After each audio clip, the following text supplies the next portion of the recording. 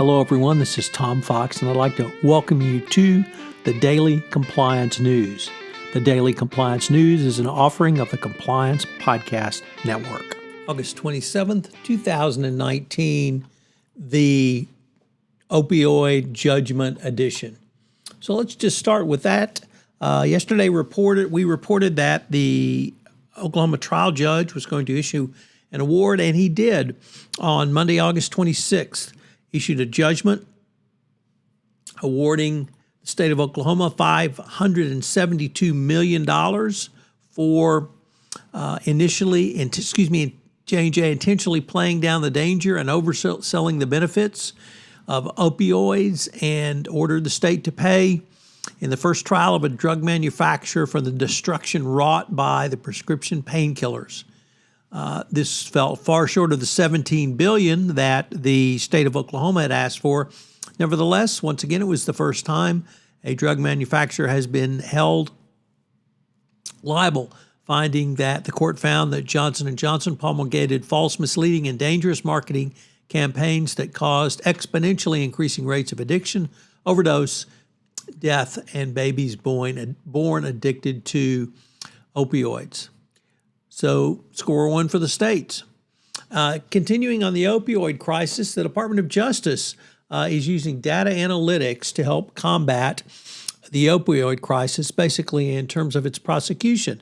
So what you and I would call putting pen to paper, or we used to call it that, where they took a look at the number of patients, number of prescriptions, number of pills prescribed, and the number of people.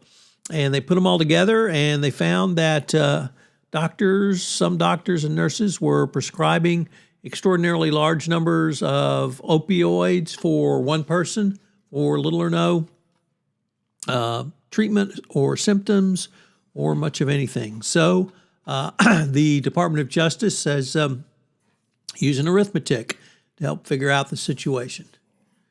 Next up, a federal judge has put the new CFTC Chairman in an unusual position. A federal judge in Chicago made an unusual demand, as reported by the Wall Street Journal, of the new chairman of the Commodities Future Trading Commission.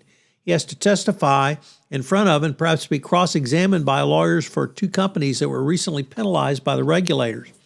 The court ordered CFTC Chairman Heath Tarbert to testify about statements he and his agency made regarding a settlement with Kraft Foods and Mondelez.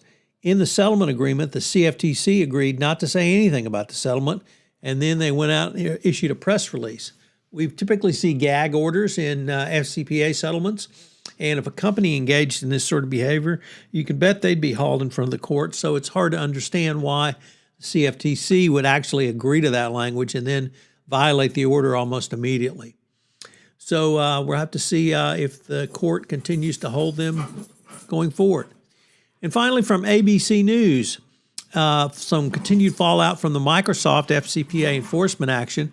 Hungarian prosecutors say they have launched an investigation into the bribery, which occurred at Microsoft's Hungary subsidiary. This is really the first follow-on we've heard from this case. The Central Investigative Chief Prosecutor said the probe is focusing on the fraud causing extraordinary damages. Hungarian authorities requested and received information from the U.S. in the case. So it's going to be interesting to see if Hungary has a follow-on prosecution on this matter. We haven't seen one yet, but it doesn't mean it won't be coming. Typically, this sort of enforcement action is handled directly when the FCPA case is settled, so that under the one pie theory, this usually extends to now foreign jurisdictions which have helped play a part in the enforcement action.